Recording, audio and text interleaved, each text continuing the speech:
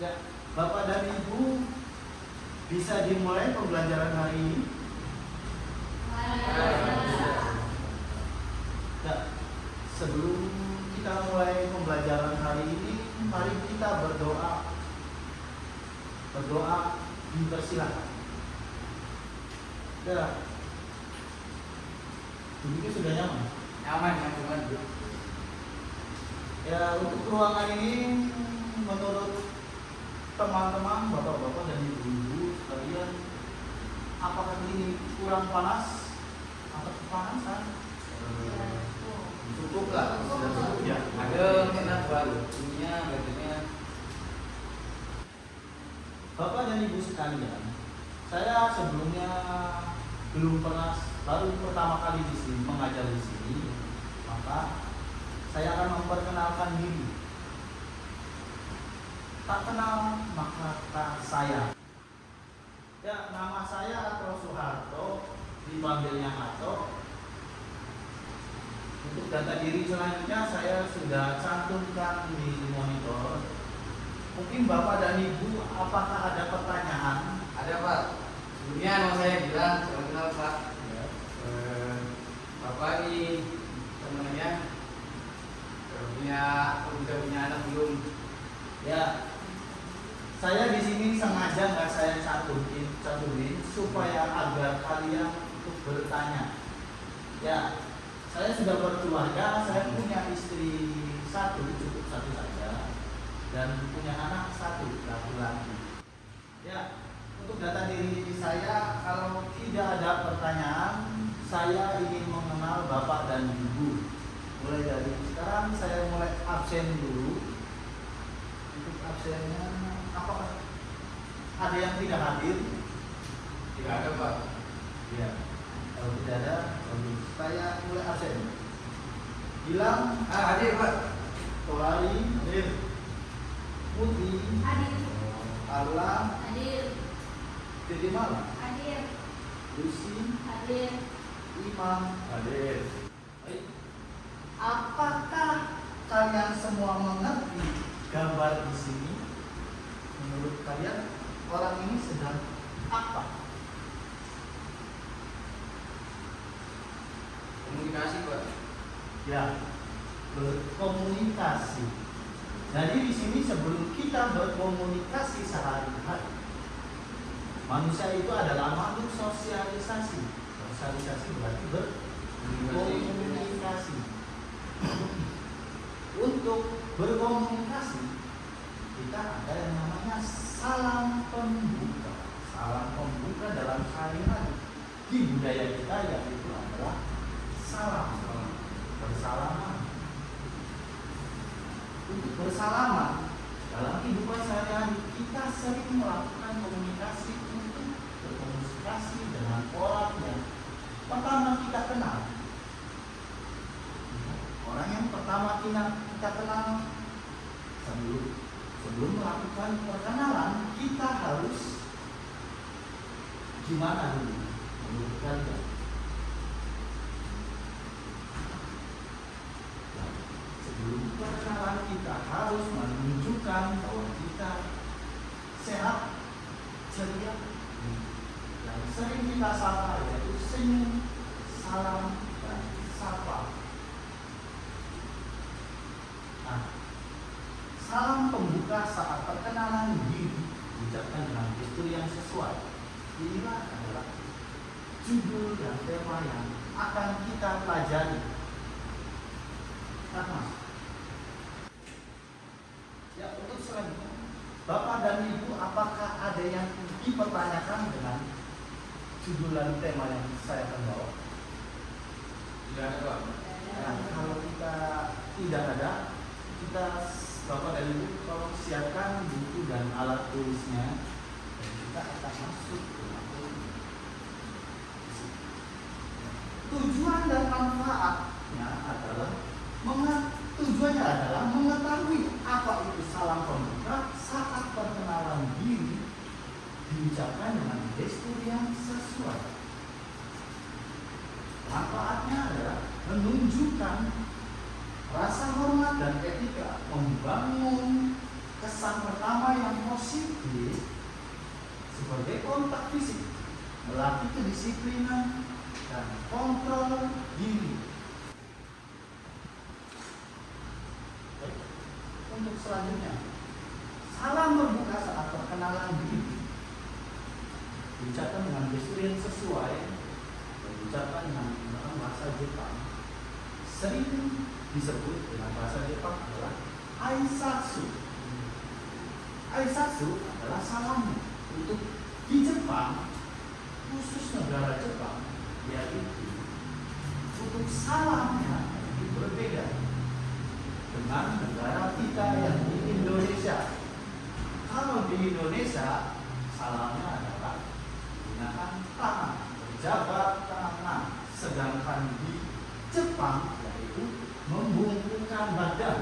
Untuk membungkukkan badan sering diucapkan dan dinamakan yaitu ojigi.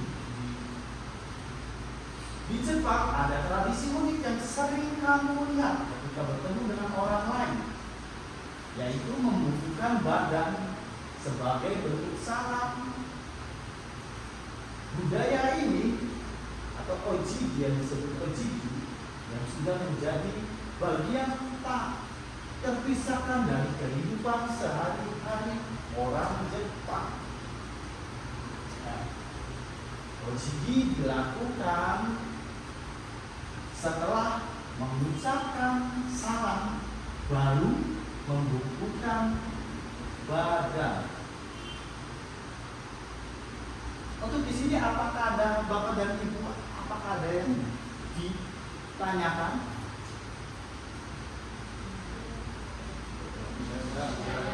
Cukup ya. Kalau sudah cukup kita masuk ke materi selanjutnya. Di sini adalah asal usul ojigi. Asal usul ojigi atau ojigi etimologinya dari kata jigi, kemudian ditulis berubah menjadi jigi pada periode Edo II, yang berarti harapan yang baik saat berbuat sesuatu. Jadi ada harapan baik untuk perbuatan yang ingin dilakukan. Adapun pada periode Heian III, ojigi sering dipraktekkan atau dilakukan dengan arti yang sesungguhnya atau asli, yaitu membungkukkan badan. Kemudian pada periode Kamukura dan Muromachi IV, arti dari kata ojigi menjadi berbagai macam. Berarti satu, permintaan maaf, ucapan terima kasih, dan lain-lain. Salam termasuk. Baik, untuk Bapak dan Ibu, sampai sini apa ada yang dipertanyakan? Kalau tidak ada, kita lanjut. Di sini ojigi dibagi 3 macam ojigi. Yaitu 1, ojigi S1. Ojigi S1 adalah membungkukkan sedikit badan. Dilakukan dengan membungkukkan badan kurang lebih 15 derajat. Yang kedua, ojigi Kei-rei, yaitu membungkukkan penuh hormat. Dilakukan dengan membungkukkan badan kurang lebih 30 derajat. Dan yang ketiga, ojigi Seikei-rei, yang berarti membungkukkan badan untuk menyembah atau dilakukan dengan membungkukkan badan kurang lebih 45 derajat, atau yang kita sering sebut yaitu untuk dilakukan saat melakukan kesalahan, permintaan maaf. Jadi ojigi di sini adalah semakin membungkuknya badan itu semakin untuk menghormati lawan bicara kita. Ya, untuk materi ini kita lanjut. Apakah ada yang dipertanyakan Bapak dan Ibu? Tidak ada ya? Mari kita lanjut. Nah, ini adalah penjelasan OJG dari OJG S1.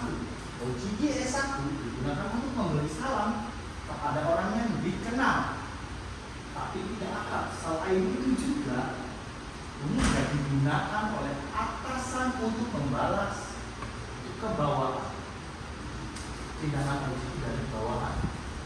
Atasan ke bawahan. Jadi atasannya menggunakan OJG S1. Cara membungkukannya sambil ditahan di bawah kurang lebih 1-2 detik. Ya. Untuk OJG S1, apakah sudah mengerti Bapak dan Ibu?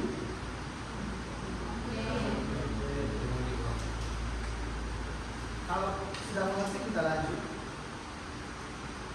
OJG yang kedua adalah OJG kere. OJG kere digunakan untuk menunjukkan rasa hormat kepada atasan atau kepada orang yang umurnya lebih tua. Selain itu juga digunakan pada upacara resmi. Permintaan maafnya yang dalam serta mengucapkan formal untuk pernyataan terima kasih dan rasa empati. Jadi OJG di sini yang OJG kere ini adalah OJG yang dari bawahan ke atasan. Dan tadi OJG yang nomor 1 adalah atasan ke bawahan dan sekarang adalah bawahan ke atasan. Ya, untuk OJG kere ini, Bapak dan Ibu apakah sudah mengerti? Ada yang dipertanyakan? Ya, kalau sudah mengerti dan tidak ada pertanyaan kita lanjut. Yang ketiga adalah OJG sekere.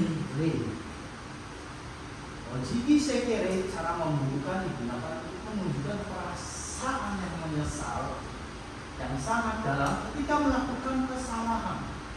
Kita melakukan kesalahan tapi kita ingin memaaf dan menyesal untuk perilaku yang kita lakukan. Ini juga digunakan untuk menunjukkan rasa hormat yang sangat besar kepada orang dengan jabatan atau status sosial yang sangat tinggi. Misalnya Kaisar Jepang pada awalnya OJG jenis ini hanya digunakan untuk dewa dan kaisar, tapi sering terlihat dalam berbagai peristiwa formal. Nah, untuk Bapak dan Ibu sekalian, di sini ada gambar cara atau gerakan OJG untuk laki-laki dan perempuan. Cara OJG laki-laki dan perempuan itu berbeda. Untuk gerakan OJG laki-laki adalah dengan tangan yang lurus tegak di samping.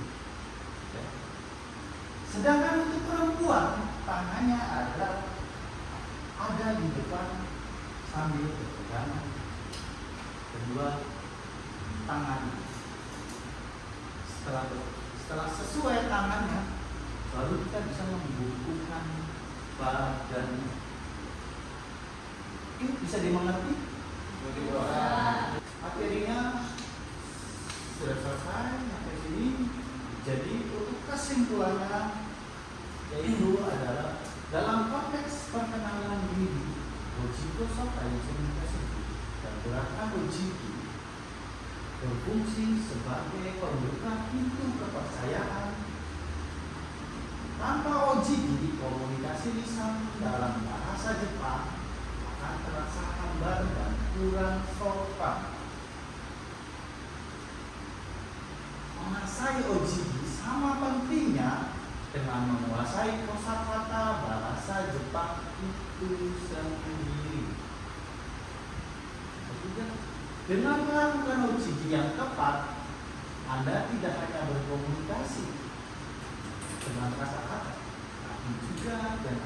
arti dan etika. Untuk mengecek materi saya yang disampaikan apakah sudah mengerti atau tidak, saya akan membuat pertanyaan, yaitu satu, apa bahasa Jepangnya terkenal di Saya Pak, ya? sokai Pak, atau nggak juga sokai? Ya, betul sekali, sangat bagus. Jawabannya itu adalah sokai atau jiko sokai. Yang kedua, apa nama gerakan salam orang Jepang? Begini Pak. Ya, bagus sekali. Gerakan salam orang Jepang yang menunjuk adalah ojigi. Ya, yang ketiga, ojigi atau membungkuk dilakukan sesudah apa? Salam Pak. Wih, bagus sekali. Bapak bilang, Iya Pak. ojigi dilakukan sebelum mengucapkan salam. Baik, sepertinya Bapak dan Ibu sudah paham dengan materi yang ada di sini. Dan kita punya waktu 3 menit. Tolong persiapkan pulpennya, poin-poinnya. Kita akan mengadakan tes.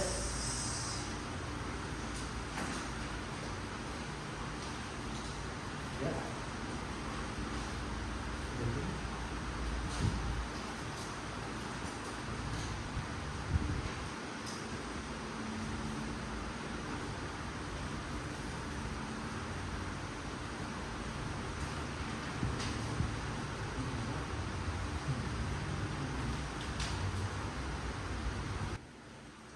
Ya, Bapak dan Ibu, waktunya tinggal 1 menit lagi. Apakah sudah ada yang selesai? Saya Pak. Sudah Pak. Sudah selesai. Saya bisa juga Pak. Sudah selesai, sudah Pak.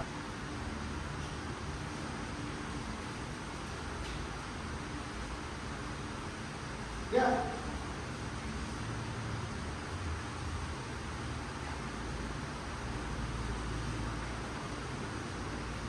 Setelah saya lihat Bapak dan Ibu jawabannya sudah tepat dan pas ya, sudah benar.